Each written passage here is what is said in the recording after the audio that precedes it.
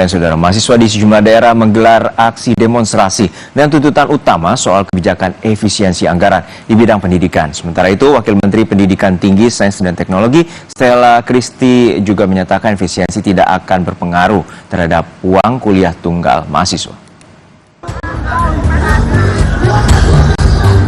Mahasiswa gabungan dari sejumlah universitas di Semarang menggelar demonstrasi di depan gedung Provinsi Jawa Tengah Senin siang.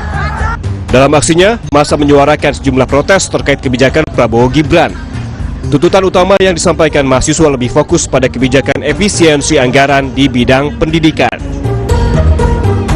Unjuk rasa memprotes kebijakan efisiensi anggaran pemerintah juga digelar mahasiswa di Bangka Belitung. Mahasiswa se-Bangka Belitung menggeruduk kantor DPRD Kepulauan Bangka Belitung. Para mahasiswa khawatir efisiensi akan memangkas anggaran pendidikan sehingga berpotensi menghambat dunia pendidikan di Indonesia. Di Malang, Jawa Timur, mahasiswa juga menggelar demonstrasi di depan gedung DPRD Kota Malang. Aksi diawali dengan berjalan kaki dari Stadion Gajayana. Dalam aksinya, massa menyoroti instruksi Presiden soal pemangkasan anggaran dan program makan bergizi gratis.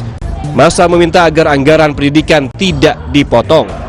Kita takutnya kalau seandainya pemotongan anggaran ini digunakan untuk semisal program makan siang gratis ya, itu takutnya ya seluruh universitas kemungkinan juga akan menaikkan UKT kita, karena pada akhirnya kita juga mereka juga nggak ada dana juga. Wakil Menteri Pendidikan Tinggi, Sains dan Teknologi Stella Christy yang kami cuplik dalam program Sapa Indonesia Malam bilang yang terimbas efisiensi anggaran hanya pos-pos seperti alat tulis kantor, seminar, hingga perjalanan dinas, bukan anggaran pendidikan sehingga tidak akan berpengaruh terhadap uang kuliah tunggal. Jadi sehingga yang kita lakukan memang adalah efisiensi. Jadi bukan pemotongan atau bukan untuk meningkatkan UKT yang akan berdampak buruk terhadap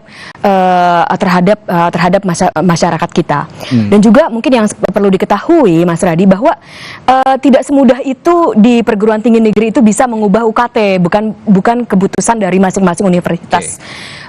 Namun ada peraturan Menteri Permen 2 tahun 2024 yang mengatur langit-langit UKT sehingga itu tidak bisa diubah langsung saja diubah seperti itu. Intinya barriernya itu ada di Permen itu ya.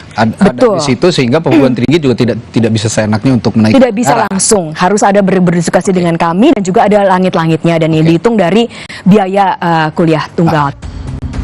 Sementara, Ketua MPR Ahmad Muzani menyebut banyak pihak kaget dengan kebijakan-kebijakan baru pemerintah Prabowo Gibran seperti efisiensi anggaran.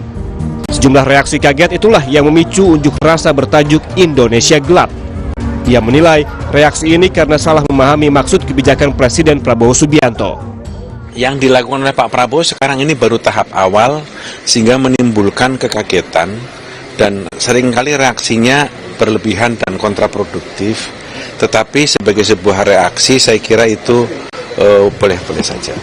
Karena itu reaksi itu terjadi bukan hanya di masyarakat, tetapi reaksi itu juga terjadi dalam internal birokrasi dan pemerintahan. Misalnya tentang penghematan, karena kan sekian lama birokrasi bergerak dengan pengetatan yang relatif longgar. Di sisi lain, Ketua DPP PDI Perjuangan Yasona Lauli menilai gelombang demonstrasi mahasiswa bertajuk Indonesia Gelap merupakan dinamika politik biasa. Menurutnya, mahasiswa memiliki hak untuk menyampaikan pendapat dan tuntutannya. Ya, itu menyampaikan hak mereka, biasalah mahasiswa kan. Itu dinamika politik aja ya. Sebelumnya, tajuk Indonesia Gelap menggema di media sosial.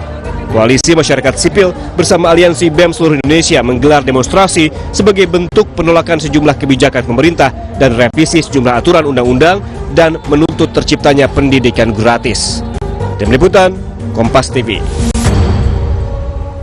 Usai